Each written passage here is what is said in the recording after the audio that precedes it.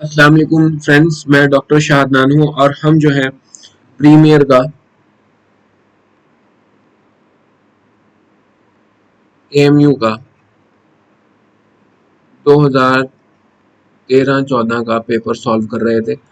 Part 1 मैंने बना दिया था और उसमें हमने इसके शुरू के 50 सवाल सॉल्व किए थे और ये पार्ट 2 है। इसमें हम 551 से लेके 100 तक इंशाल्लाह सॉल्व करेंगे और उसके बाद 2 पार्ट और आएंगे और इंशाल्लाह ये पेपर सॉल्व हो जाएगा। और बहुत से स्टूडेंट्स कमेंट कर रहे हैं कि और बुक भी सॉल्व करवाइए और पेपर भी सॉल्व करवाइए। इंशाल्लाह मैं ये सारे पेपर सॉल्व करवाऊंगा। अच्छा, दूसरी बात इसमें यह है कि देखिए, अगर आपको लगता है देखने में कि कोई सवाल का जवाब गलत दे दिया तो कमेंट करके ज़रूर बताइएगा, ठीक है। वैसे मैं अपनी तरफ से पूरी कोशिश करता हूँ कि हत्तल इम्कान जो सही जवाब है वही दिए जाएं, लेकिन क्योंकि ह्यूमन एरर हर वक्त रहता है, कोई एक आधा सवाल अगर आपको लगता है कि कुछ इधर उधर हो गया तो कमेंट करके उसका ज़रूर बताया करें और फिर हम उसे आगे डिस्कस भी करेंगे। देखिए दोस्तों, हम सभी जो है स्टूडेंट हैं, मैं खुद भी स्टूडेंट हूँ और ये बस पढ़ना पढ़ाना है, सीखना सिखाना है। बहुत सारी चीज़ें मैं अपने स्टूडेंट से ही सीखता हूँ और बहुत सारी चीज़ें मैं उन्हें शायद सिखा भी देता हूँ।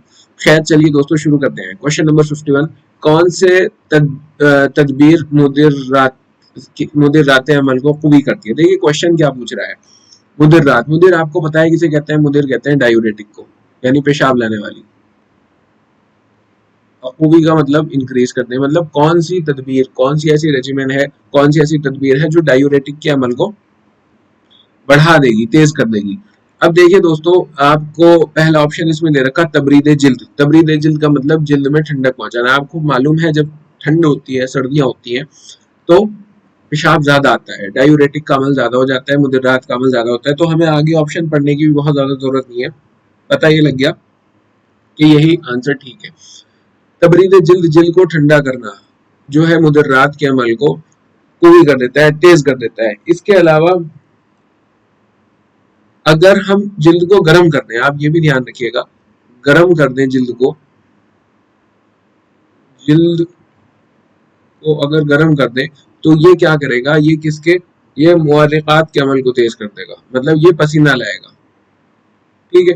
अगर जिल्द की तबरीद कर दी तो मुदर्रात के अमल को कुबी कर देगा और अगर गर्म कर दिया तो मुअर्रिकात के अमल को कुबी कर देगा, यानी पसीना लाएगा। अगले सवाल की तरफ बढ़ते हैं। किसी उजू के कसरत मवाद की सूरत में मुनासिब तदबीर इलाज क्या है। देखिए दोस्तों, अगर किसी भी उजू में रियाई अगर देख लें, लंग अगर देख लें, या कुछ भी, कोई भी ऑर्गन है, लिवर देख लें, पैनक्रियाज देख लें, कोई भी अगर ऑर्गन है और उसमें कसरत मवाद है, मवाद जो है बहुत ज्यादा बढ़ गया है, तो क्या करते हैं, सबसे पहला जो काम करते हैं मवाद के इखराज के लिए, वो फस्द होता है। फस्द के बाद फिर हम हिजामत करते हैं, ठीक है। तो इसका सीधा सीधा जवाब है कि जब कसरत मवाद हो गया, मवाद बहुत ज्यादा हो गया, तो फस्द क्या है, इस्तफरागी कुल्लिया है, मवाद को ये खारिज कर देगा। तो फर्स्ट हम पहले करेंगे और उसके बाद फिर हिजामा करेंगे, ठीक है। तो इसका आंसर है फर्स्ट देन हिजामा, ठीक है। अगला, मर्ज मुहैयज, मर्ज मुहैयज कहते हैं। देखिए दोस्तों, मर्ज मुहैयज उसे कहते हैं, ऑप्शन पढ़ने से भी मैं आपको पहले ही बता दूं, जिन अमराज में हमें इस्तफराग देने से पहले नुजुज का इंतजार ना करना पड़े। दोस्तों नुजुज जानते हैं आप क्या होता है? नुजुज पे बहुत सवाल आते हैं और अगर प्रैक्टिस भी कोई करता है तब भी नुजुज जो है बहुत इंपॉर्टेंट कंसेप्ट है। इसका मतलब होता है पकाना, ठीक है, मवाद को पकाना। अब देखिए इसमें भी दो बातें हैं। कुछ हुक्मा ने कहा कि ये जो है गाढ़े मवाद को रकीक करता है, कुछ ने कहा कि ये एतदाल पे रहता है, गाढ़े को रकीक करता है, रकीक को गाढ़ा करता है, यानी मवाद को जो है उस पोजीशन पे लाता है कि अब उसका इस्तफराग किया जा सके या मूसिलात दिए जा सके, तो उसे नुजुज कहते हैं। नुजुज ज्यादातर जो है मुजमिन बीमारियों में दिया जाता है, ठीक है। लेकिन मर्ज मुहैयज कौन से होते हैं? मर्ज मुहैयज वो मर्ज होते हैं कि जिनमें नुजुज के इंतजार किए बगैर ही इस्तफराग देना जायज हो। हम इंतजार नहीं कर रहे, हमें कोई जरूरत नहीं है कि हम नुजुज का इंतजार करेंगे, मादे का पकेगा, रकीक गलीज होगा, गलीज रकीक होगा, कोई जरूरत नहीं। ऐसे बहुत सारे अमराज हैं जिसके अंदर हम नुजुज का इंतजार नहीं करते, मादे को पकाने का इंतजार नहीं करते, डायरेक्ट इस्तफराग दे देते हैं, उसे ही मर्ज मुहैयज कहते हैं। और इसका सही आंसर हुआ आंसर है जिस मर्ज में नुजुज के इंतजार के बगैर इस्तफराग देना जायज हो, ठीक है। चलिए आगे बढ़ते हैं। मुस्लिम दवा खाने के बाद सोने मुस्हिल के अमल को, देखिए दोस्तों यहाँ पर मैं एक बात आपको बता दूं, दो तरह के मुस्हिल होते हैं। मुस्हिल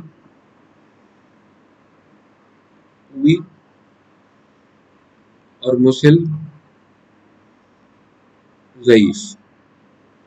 दोस्तों जो मुसिल कुवी है, कुवी मुसिल जो है, इनको खाने के बाद अगर सो जाया जाए तो ये मुसिल के अमल को कुवी करता है और ज्यादा बढ़ा देता है। और जो ज़ईफ मुसिल है जैसे सना मक्की है, ठीक है, अगर इसको खाने के बाद सो जाया जाए तो ये मुसिल के असर को कम करता है, ज़ईफ करता है।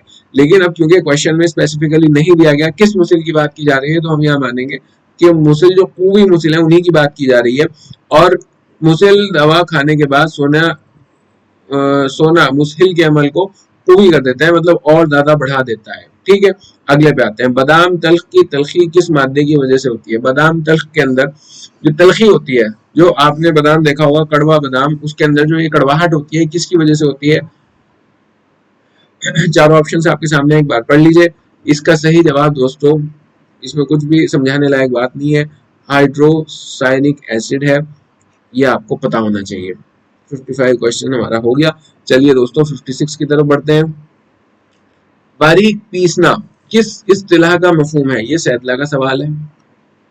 ऑप्शंस में इन्होंने दे रखा है तमरीख। तमरीख आप जानते हैं किसे कहते हैं? मर्रूख से बना है, यानी चुपड़ने को। तस्वील छानने को। सिलाया, सिलाया कहते हैं सिलबट्टे में पीसने को।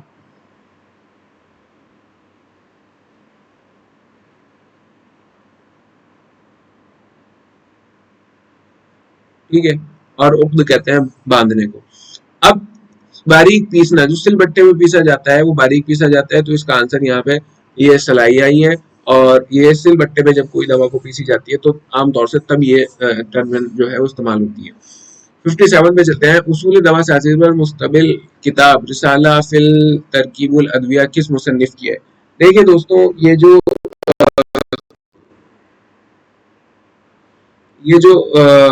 ये वाले सवाल आते हैं किताबों के, इसमें क्या समझाया जा सकता है, ये तो रटना ही पड़ेगा। इसका जो आंसर है दोस्तों, अगर ये आए, और मैं आपको बताऊं बहुत सारे लोगों के किताबें याद नहीं हो पाती, वो परेशान रहते हैं किताबें। मैं आपको इसमें ये कहता हूँ, जो आप पिछले साल की सॉल्व कर रहे हैं क्वेश्चन, जैसे ये सॉल्व कर रहे हैं, एक अपने पास नोटबुक रखिए और उसमें जो किताब आई, जैसे ये आई किताबा रिसाला फिल तरकीबुल अदविया, इसे लिख लीजिए और इसका मुसन्निफ अब्दुल अब्बास है, अबुल अब्बास, इसको उसके सामने लिख लीजिएगा। कम से कम आपकी उतनी किताबें याद हों जितने क्वेश्चंस में आपने किताबें देखी हैं, उसके अलावा अगर नहीं भी कर पा रहे तो भाई ठीक है, इसको भी अगर याद रख पाए तो बहुत अच्छा, नहीं रख पाए तो क्या कर सकते हैं, जब किताबें याद हो ही नहीं। कम से कम कोशिश ये होनी चाहिए कि जो पूछी जा चुकी किताबें वो कम से कम उनके ऑथर याद हो, ये हमारी जो है ये कोशिश होनी चाहिए। क्वेश्चन नंबर 58 की तरफ बढ़ते हैं। What is the first line of treatment for long term control of bronchial asthma? देखिए, अगर किसी को ब्रोंकियल एस्थमा हो गया तो उसका क्या करते हैं, आपको पता होना चाहिए। बहुत सारी फैमिलीज में होता है, जो क्लिनिकल बच्चे स्ट्रॉन्ग है उन्हें पता भी है कि फर्स्ट लाइन ऑफ ट्रीटमेंट जो ब्रोंकियल एस्थमा का होता है वो इनहेल्ड कॉर्टिकोस्टेरॉइड्स होते हैं। ठीक है, इनहेल्ड कॉर्टिकोस्टेरॉइड दिए जाते हैं, और खाने की दवाइयाँ जो ओरली दी जाती हैं वो बाद में दी जाती हैं। First line of treatment inhaled corticosteroids होता है। और जो अच्छे डॉक्टर्स हैं वो यही करते हैं, अगर आप झोला छापों के पास जाएंगे तो वो डेरिफाइलिन और साल्बिटामोल शुरू से ही शुरू कर देंगे, और साथ में डेक्सा और वो भी लगा देंगे। खैर, क्वेश्चन नंबर 59 की तरफ बढ़ते हैं। Which of the following are most likely to produce hypoglycaemia? देखिए दोस्तों, हाइपोग्लाइसीमिया कौन सी दवाएं जो हैं वो प्रोड्यूस करती हैं, ये इसमें पूछ रहा है।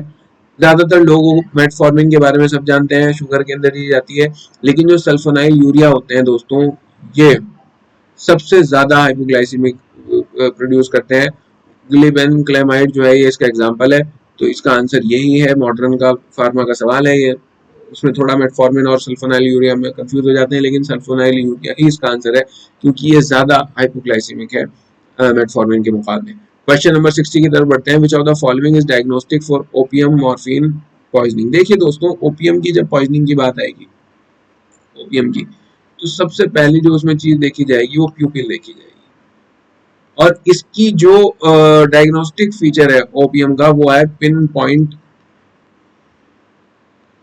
प्यूपिल। प्यूपिल जो है बिल्कुल बारीक पिन पॉइंट हो जाएगी, बस सुई की नोक के जैसी। तो यही इसकी जो है डायग्नोस्टिक फीचर है ओपियम पॉइजनिंग की। 60 का आंसर सी हो गया। आगे बढ़ते हैं दोस्तों 61 की तरफ।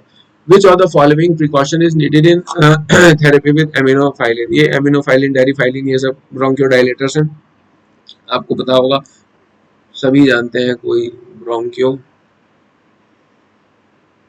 डायलेटर्स। ये क्या करते हैं, ये जो उरूक है बॉडी के उन्हें डायलेट कर देते हैं, जिसकी वजह से हवा जो है वो आने जाने आसानी हो जाती है उसके आने जाने में। लेकिन इसका एक साइड इफेक्ट ये होता है कि जब बॉडी के ब्लड वेसल्स डायलेट कर जाते हैं तो फिर उसकी वजह से ब्लड प्रेशर कम हो जाता है। तो अगर इसे हमने तेजी के साथ दे दिया एमिनोफाइलिन को या थियोफाइलिन को डेरिफाइलिन को, तो ये क्या करेगा, ब्लड प्रेशर गिरा सकता है, जिससे पेशेंट जो है वो उसकी डेथ तक भी हो सकती है ऑन स्पॉट। तो इसका चलाने का तरीका ये है, जो हॉस्पिटल्स में काम करते हैं उन्हें जानते होंगे, स्लो आईवी इंजेक्शन या आईवी इन्फ्यूजन के जरिए दिया जाता है। ज़्यादातर जो है ये स्लो आईवी इन्फ्यूजन में दिया जाता है बड़े अस्पतालों में। हाँ, जो हमारे प्रैक्टिसिंग बहुत सारे लोग हैं वो तो उठा के इसका आईएम इंजेक्शन भी लगा देते हैं, मैंने वो भी देखा है।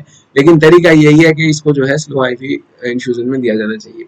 क्वेश्चन नंबर 62 पे आते हैं। The study of biochemical and physiological effect of drugs and there mechanism of action is called. देखिए क्या कह रहा है कि जो स्टडी है किस चीज की, बायोकेमिकल और फिजियोलॉजिकल इफेक्ट ऑफ ड्रग, मतलब ड्रग के जो बायोकेमिकल और फिजियोलॉजिकल इफेक्ट आ रहे हैं उसको हम क्या कहेंगे। जो ड्रग हमने खाया तो बॉडी पे उसके जो है क्या क्या फिजियोलॉजिकल और बायोकेमिकल इफेक्ट आए, तो इसको हम कहते हैं दोस्तों फार्माकोडायनामिक्स। फार्माकोडायनामिक्स और फार्माकोकाइनेटिक्स किसे कहते हैं, पता होना चाहिए आपको। फार्माकोकाइनेटिक्स किसे कहते हैं, फार्माकोकाइनेटिक्स जो है ये है study of how body interacts with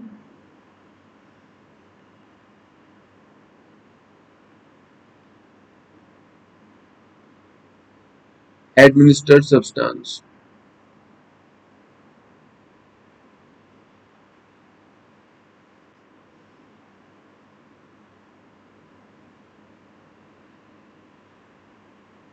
for entire duration of exposure।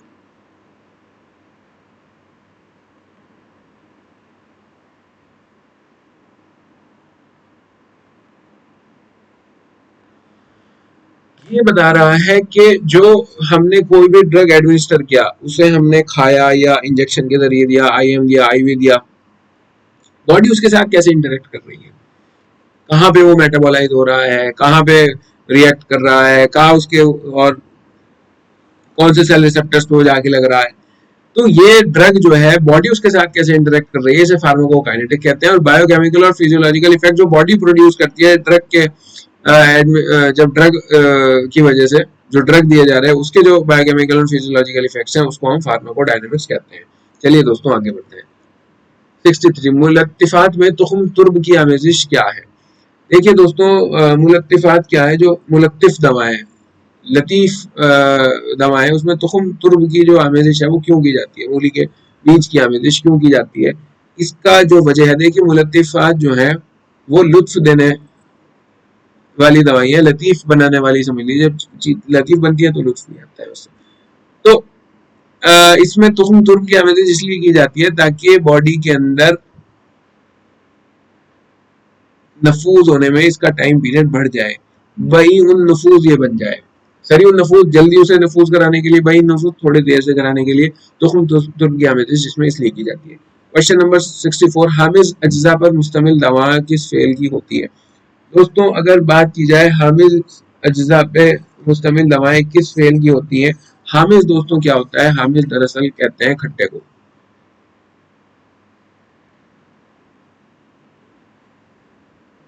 हामिज कहते हैं खट्टे को, और इसका जो मिजाज होता है खट्टी दवाइयों का वो होता है सर्द दर्द।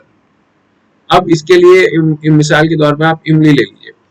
इमली जो है वो क्या करती है, या कोई भी खट्टी दवा क्या करती है, वो टिश्यू को डायलेट कर देती है, इसे मुर्खी कहते हैं, मुर्खी इफेक्ट प्रोड्यूस करती है।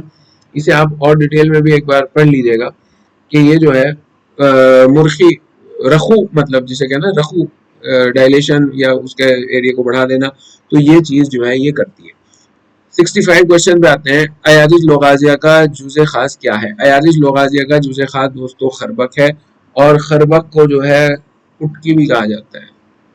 क्या कहा जाता है, कुटकी। अयादिज लोगाजिया का डायरेक्ट सवाल है, याद होना चाहिए। क्वेश्चन नंबर 66, कुर्स काफूर में जाफरान की शमूलियत की वजह क्या है? देखिए दोस्तों, कुर्स काफूर जब बनाते हैं तो उसमें जाफरान मिलाई जाती है, और इसकी वजह क्या है? इसकी वजह है बादरकियात। बादरकियात, बादरका क्या होता है देख लीजिए। बादरका, बादरका कहते हैं व्हीकल को, इसे कहते हैं हिंदी में अनोपान। यानी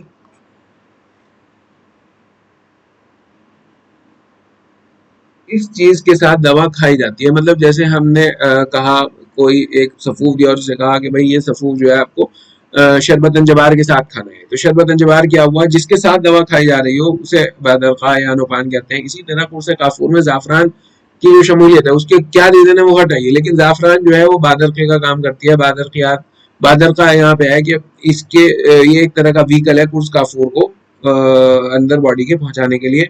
इतना जान लेना जरूरी है। डिटेल पे जब मैं ये टॉपिक कभी पढ़ाऊंगा आपको तो मैं इंशाल्लाह बताऊंगा। दर्ज झेल अदविया में दस्तावर दवा की शिनाख्त कीजिए। इसमें दस्तावर दवा जो है उसकी शिनाख्त करनी है। ये है हमारा क्वेश्चन नंबर 67, और इसका आंसर है दोस्तों 4 इसमें दे रखे हैं। देखिए, समाक, नारमुश्क, शौम और अभल। अभल जिसने भी थोड़ा सा पता है उसे पता है कि अभल का जो मेन इफेक्ट है वो क्या करता है? ये मुदिर हैज है, एमिनोरिया में दिया जाता है। जब किसी भी औरत के पीरियड्स बंद हो जाते हैं तो अबहल बड़ा अच्छा काम करता है।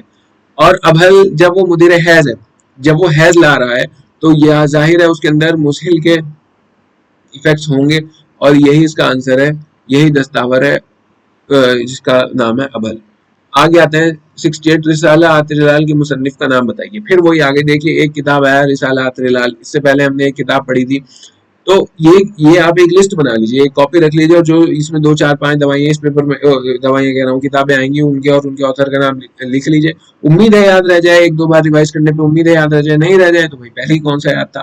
तो रिसाला आतरिलाल, अभी इसको याद करने का कोई तरीका जो है मुझे मालूम नहीं, क्योंकि मुझे पहले से ही पता है क्या है, तो इसलिए मैं आपको बता रहा हूँ। इसका आंसर जो है वो इमादुद्दीन शिराजी है। रिसाला आतरिलाल जो है वो इमादुद्दीन शिराजी ने लिखा था। इसका आंसर है 68 का बी। 69 पे आते हैं, which of the following drugs is किस्टिनुमा। जिसने भी इसबगोल देखा है उसे पता है इसबगोल जो है वो किस्टिनुमा होता है। इसबगोल की भूसी की मैं बात नहीं कर रहा, इसबगोल के बीज की तरह आते हैं, जिसने भी वो देखे हैं वो किस्टिनुमा होते हैं।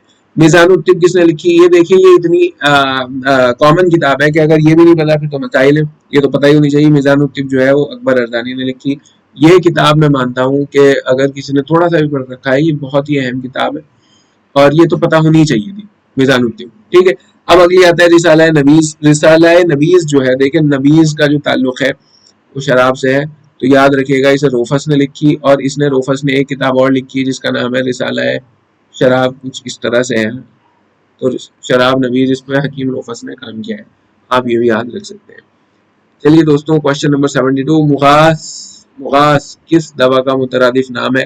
डायरेक्ट क्वेश्चन है, इसको जिसने पढ़ रखा है उसे पता है कि मैदा लकड़ी है। मुगास जो है किस दवा का मुतरादिफ है? मैदा लकड़ी का है। नीलोफर का मशहूर नाम क्या है? नीलोफर दोस्तों, नीलोफर की अगर बात की जाए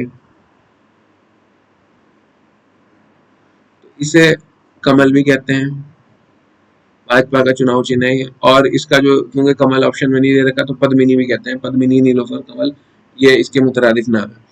अगले पे आते हैं, हब्बे ज़ीक़ुन नफ्स का मेन इंग्रेडिएंट क्या है? देखिए दोस्तों, हब्बे ज़ीक़ुन नफ्स किस में काम करती है? हब्बे ज़ीक़ुन नफ्स करती है अस्थमा में काम, और इसका जो मेन इंग्रेडिएंट है वो एक ऐसा होगा जो ब्रोंकोडायलेटर होगा, और इन सब में ब्रोंकोडायलेटर सबको मालूम है काकड़ा सिंगी है। तो 74 का आंसर हो गया बी, काकड़ा सिंगी। 75 पे चलते हैं, दर्ज झेल मुरक्कबात में से किस मुरक्कब में मेन इंग्रेडिएंट एब्रेशन है? मेन इंग्रेडिएंट एब्रेशन, मुफर्रे बारिद का मेन इंग्रेडिएंट क्या है दोस्तों? मुफज्जिर शेखुर रईस का तो सभी को पता होगा, ऑरेंज, अकरबी। इसका मुफर्रे बारिद का मरवरीद है, और मुफर्रे मोतदिल का आबरेशन।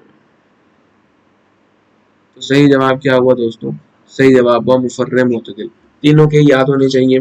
मैं बता रहा हूँ आपको, ये जो प्रीवियस ईयर के क्वेश्चन सॉल्व कराने का मतलब, मकसद और मतलब है ये यही है इसमें पूछा गया है इसमें जो सवाल आया था, ये हो सकता है ये सवाल ना आए, लेकिन बहुत मुमकिन है ये सवाल आ रहे हैं मुफर्रे बारिद का मेन इंग्रेडिएंट क्या है। अगर आपने ढंग से पेपर पढ़ा है तो आप बता देंगे मरमरीन है।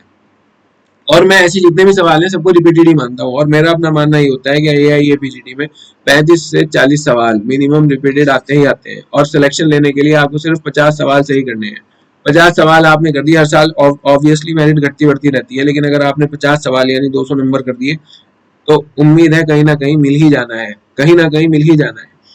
तो समझ लीजिए अगर आपने ये जो प्रीवियस ईयर के क्वेश्चन है इन्हें बहुत अच्छे से कर लिया, थोड़ा बहुत और पढ़ लिया, 10-15 सवाल और आप प्लस में चले गए, तो आपका सिलेक्शन आसानी से हो जाएगा। खारचंग का मुतरादिफ नाम क्या है? खारचंग का मुतरादिफ नाम क्या है दोस्तों? केकड़ा। क्या इसमें और समझाया जा सकता है? तो बस केकड़ा ही है, याद रखने वाली बात है। 77 दस जेल में से किस मुरक्कब में लुक शामिल है? लुक लुक मकसूल, क्योंकि इसे धोया जाता है, इसका नाम दो मकसूल है। मकसूल गुस्ल से बना है, गुस्ल का मतलब नहाना या साफ करना है, धोना। तो खैर हाँ, ये सफूफ मुहज्जिल में भी शामिल होता है, माजून तबदुल वर्ड में भी होता है, तो इसका सही आंसर हुआ सी, बोथ ए एंड बी। ठीक है, अब आते हैं 78 की तरफ। कौन सी दवा मुजीफ़ कल्ब तासीर रखती है? कुटकी, कुटकी हमने ऊपर भी पढ़ा था। कुटकी का दूसरा नाम क्या था? खरबक। खरबक किसका जूज़े खास था? अयारिज लोगाजिया का। ये सवाल आ चुका है इसमें। और ये कुटकी जो है ये हार्ट के लिए मुजिर है, इसी तरह शेलम भी मुजिर है, बीश भी मुजिर है। तो तीनों के तीनों जो है हार्ट को नुकसान पहुंचाते हैं, तो इसका आंसर हुआ 78 का डी, ऑल दिया हुआ। 79 का ज़रारी किस फेल की हामिल होती है? 79 की अगर बात की जाए तो ज़रारी के देखिए ये एक ज़रारी जो है इसे तेलनी मक्खी भी कहते हैं, एनिमल ओरिजिन की दवा है हैवानी। इसके दो मेन काम है, एक ये मुदीर बोल है और दूसरा इसका है मुहर्रिक असाब।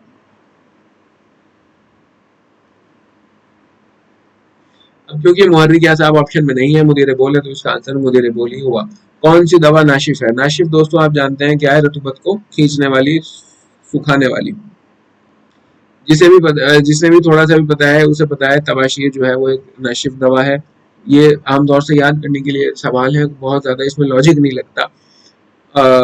तो जिसमें लॉजिक आता है तो मैं कोशिश करता हूँ आपको एक्सप्लेन करूँ, लेकिन अब ये एक वैसे याद रखने वाले सवाल है नहीं, और क्या एक्सप्लेन किया जाए। जमादात दोस्तों, जमादात मिनरल्स को कहते हैं, मिनरल ओरिजिन। ठीक है, अब आपको बताया मनतरफ और गैर मनतरफ, जो हथौड़ी की चोट से रेजा रेजा हो जाए वो मनतरफ है, जो ना हो जाए वो गैर मनतरफ है। तो जमादात दोनों ही तरह ही हो सकते हैं, जैसे सोना है वो नहीं होता, नमक है वो हो जाता है। तो इसका आंसर जो है 81 का सी हो गया। 82 आया फतीला। फतीला दोस्तों किसे कहते हैं? फतीला जो है ये एक इस तरह की किसी भी कपड़े पे या फिर कि कोई भी बत्ती बनाकर उस पर दवा लगाई जाती है, और इसकी जो खास बात है फतीला की वो ये है कि वो गैर तबई मकामात पर रखा जाता है, या गैर तबई ओपनिंग्स पर रखा जाता है। किसी कहीं जैसे फिस्टुला हो गया, कोई और इस तरह का जख्म हो गया, तो वहां पर ये जो है साइनस कोई हो गया, उसके अंदर ये फतीला बना के रखा जाता है। अब इसमें दिया आई एंड ईयर, ये दोनों तो तबई ओपनिंग है, मुकद भी तबई ओपनिंग है, रहम भी तबई ओपनिंग है, और ऑल दिया हुआ। तो आंसर जो है इसमें कोई है ही नहीं, और जो इसका दे रखा है इसकी की में वो ये दे रखा है डी। तो यहाँ पे हमारा मानना यह है कि ऑल दी अबव नहीं, ये नॉन ऑफ दी अबव होना चाहिए, क्योंकि ये गैर तबई ओपनिंग में फतीला रखा जाता है और इनमें से कोई भी गैर तबई ओपनिंग नहीं है, तो इसका आंसर यहाँ पे नॉन ऑफ दी अबव होना चाहिए। कुश्ता मुसल्लस देखिए दोस्तों, जिन्होंने थोड़ी भी यूनानी की प्रैक्टिस की है कुश्ता मुसल्लस जरूर दिया होगा। कुश्ता कलई, कुश्ता मुसल्लस, और ये लबूब कबीर, खमीरा, ये सालब, ये खमीरा सालब की माजून सालब, ये सब जो है दवाइयाँ मुकब्बा होती हैं, तो दिया ही होगा, और सूरत इंजाल में दी जाती है। तो कुश्ता मुसल्लस पता ही है कि इसमें दिया है सूरत इंजाल, जब किसी की सेक्सुअल टाइमिंग घट गई हो तो उसको हम कुश्ता मुसल्लस देते हैं। आमतौर से लबूब कबीर में मिलवा के दे देते हैं, या माजून सालब के साथ मिलवा के दे देते हैं, जैसा जिस हकीम का नुस्खा हो। कुश्ता मुसल्लस के बारे में एक सवाल ये आता है कि कुश्ता मुसल्लस के अंदर होता क्या क्या है? देखिए इसके अंदर 3 अज्जा होते हैं। 3 अज्जा में नंबर 1 होता है कलई, 2 होता है जस्ट यानी जिंक, और तीसरा होता है सीसा। ठीक है, तो ये इसके तीन अज्जा होते हैं, ये सवाल ये भी आपको पता होना चाहिए। क्वेश्चन नंबर 84 पे पहुंचते हैं। कमेला क्या है? देखिए इसमें फिर कोई ऐसी समझाने की बात नहीं है, ये आपको पता होना चाहिए। कमेला एक ओलियोगम है। कौन सा ये शब्द बेहतर शुमार किया जाता है? ये जो है दोस्तों सब्ज रंग का, हरे रंग का जो ये शब्द पत्थर है वो बेहतर शुमार किया जाता है। और ये खफकान जो होता है, खफकान यानी पैल्पिटेशन, खफकान यानी palpitation, तो उसमें ये मुफीद है। ठीक है, ग्रीन कलर का जो ये शब्द है वो बहुत बेहतर शुमार किया जाता है। 86 पे आते हैं। अहराक अकरब के लिए अमूमन नर बिच्छू का इस्तेमाल करते हैं जिसकी शिनाख्त है कि वो, मतलब नर बिच्छू की शिनाख्त क्या है दोस्तों, कि नर बिच्छू जो है वो हमेशा पतला होगा और गैर फ़आल होगा, लागर होगा और गैर फ़आल होगा। और मादा बिच्छू जो है वो मोटी होगी, तवाना, और पूरे उसके अंदर फंक्शन भी पूरे होंगे, पूरी चुस्त दुरुस्त और मोटी तवाना दिखेगी। और जो नर जो है बेचारा वो पतला दुबला होगा। समझ लीजिए, इसे ऐसे समझ सकते हैं, जो बेचारा नर बिच्छू है वो अपनी परिवार के लिए कमाने धमाने में लगे, लागर रह जाओ, गैर सवाल हो जाए, तो उसको अंदर कभी तवानाई आ नहीं पाती। तो नर नर जो है इसको इस तरह से याद रखा जा सकता है। बाकी मैंने बहुत सारी किताबें पढ़ी, इस तरह की कोई मुझे कहीं मिली नहीं, जो दे रखा है वो बता दिया। फिर यहाँ का अमल किया जाता है। देखिए दोस्तों, अगर बात की जाए बिरिया का अमल, सरतान को जलाया जाता है, इस पे एहराक होता है। संख्या पे जो है इसके बहुत सारे अमल किए जाते हैं, तस्यीद भी किया जाता है, बहुत सारे अमल इसके किए जाते हैं। अमलदास भी अगर आपसे अदला में पढ़ेंगे तो किया जाए। तूतिया सब्ज बहुत कम पढ़ने में मिलता है, और तूतिया सब्ज को ही बिरिया किया जाता है। 87 का आंसर ए हो गया। 88 पे दोस्तों आते हैं। शयाफ, अगर सही पूछें तो ये यहाँ पे शयाफ होना चाहिए, या ये श्याफ। श्याफ दोस्तों क्या है? ये एक तरह की मखरूती शक्ल की बत्ती है जिसको दवा में लथेड़ कर तबई सुराख के अंदर रखा जाता है।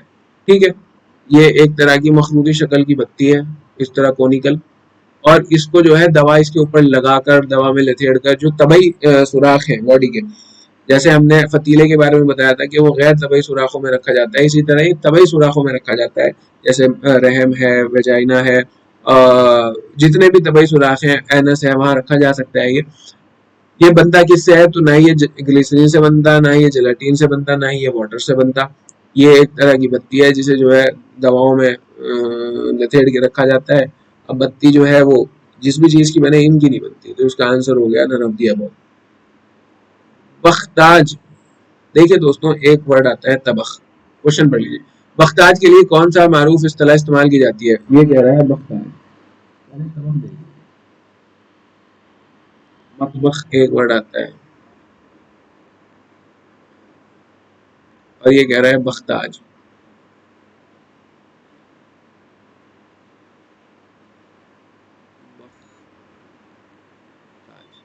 तबख कहते हैं आमतौर से, मतबख कहते हैं किचन को, और तबख यही जलाना, इस तरह का इसका समझ लीजिए एक है जहाँ काम किया जाए, और बख्ताज भी इसी वर्ड से बना है। अब इसमें क्या है देखिए, जोशंदा, खेसंदा और जुलाल, ये इसके तीन जो है एग्जाम्पल दे रखे हैं। तो बख्ताज जो है ये जोशंदे को ही कहते हैं। जोशंदे का जो और भी बहुत सारे नाम है, मैं आपके ऊपर छोड़ रहा हूँ, कमेंट करके मुझे बताइएगा जोशंदे के और क्या क्या नाम है, खेसंदे के क्या क्या नाम है, और जिलाल का भी क्या नाम है। ठीक है, ये कमेंट करके मुझे बताइएगा। क्वेश्चन नंबर 90, जब हबूब का इन्हजाम मैदे के बजाय इंटेस्टाइन में कराना मकसद हो तो क्या किया जाता है? अब हमने कोई गोली दी, गोली हम ये चाहते हैं कि स्टमक में एब्जॉर्ब ना हो या इंटेस्टाइन में एब्जॉर्ब हो, तो हमें क्या करना पड़ेगा कि हमें गोली के ऊपर एक गिलाफ चढ़ा देना पड़ेगा, गिलाफ करनी, जो कि बारहसिंगे के जो सींग है उसके गिलाफ होगा। उससे क्या होगा कि वो जो एंजाइम्स है स्टमक के, वो उस पर एक्ट नहीं कर पाएंगे और उसको एकदम से गला नहीं पाएंगे, और वो जो है इंटेस्टाइन तक जाने के बाद वो वहां पर मेटाबोलाइज होगा, और उसका जो एब्जॉर्प्शन है वो इंटेस्टाइन में होगा, तो उसके लिए हम गिलाफ करनी चढ़ा देते हैं। क्वेश्चन नंबर 91, शरबत का क़िवाम मालूम करने के लिए जो आला इस्तेमाल किया जाता है उसको क्या कहते हैं? देखिए दोस्तों, जिसने भी नीट का एग्जाम दिया है उसे पता है बैरोमीटर का इस्तेमाल क्या करने के लिए होता है? Atmospheric pressure.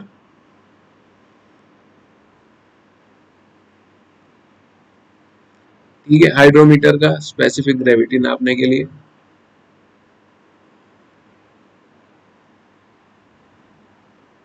मफल फर्नेस कुश्ता बनाने के लिए।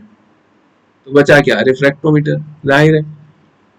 शरबत का क़िवाम मालूम करने के लिए जो आला इस्तेमाल होता है वो रिफ्रैक्टोमीटर होता है।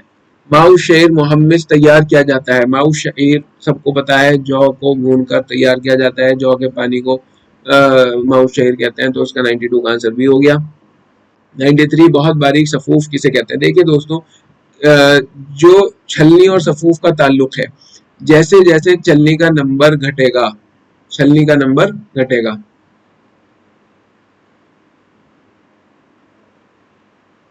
तो वैसे वैसे सफूफ बारीक होता चला जाएगा।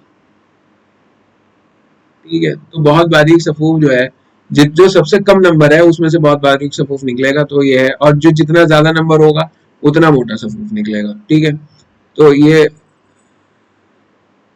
ऐसा सफूफ जो छलनी नंबर 125 से गुजर गया वो बहुत ही बारीक सफूफ होता है। ठीक है।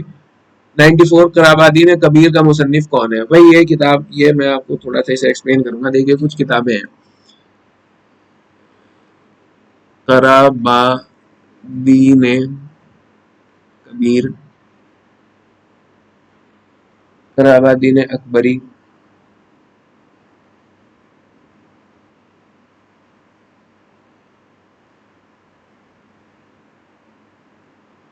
और कराबादी ने कादरी।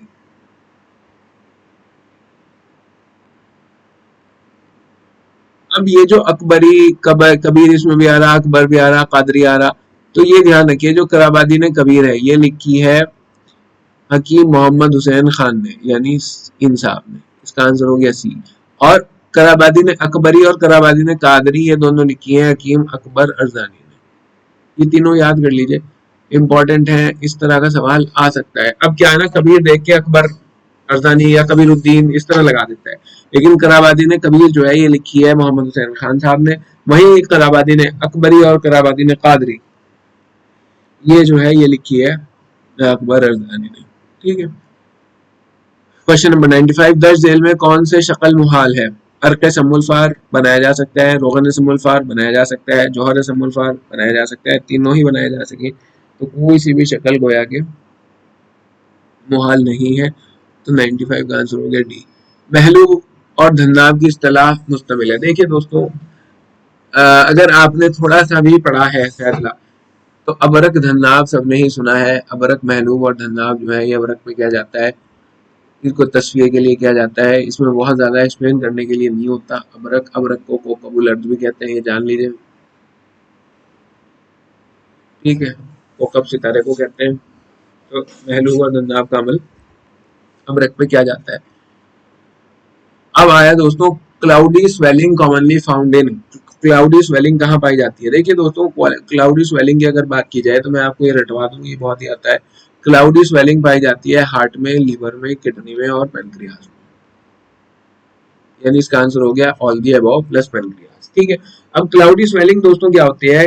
क्लाउडी स्वेलिंग जो है जब reversible type of cell injury होती है,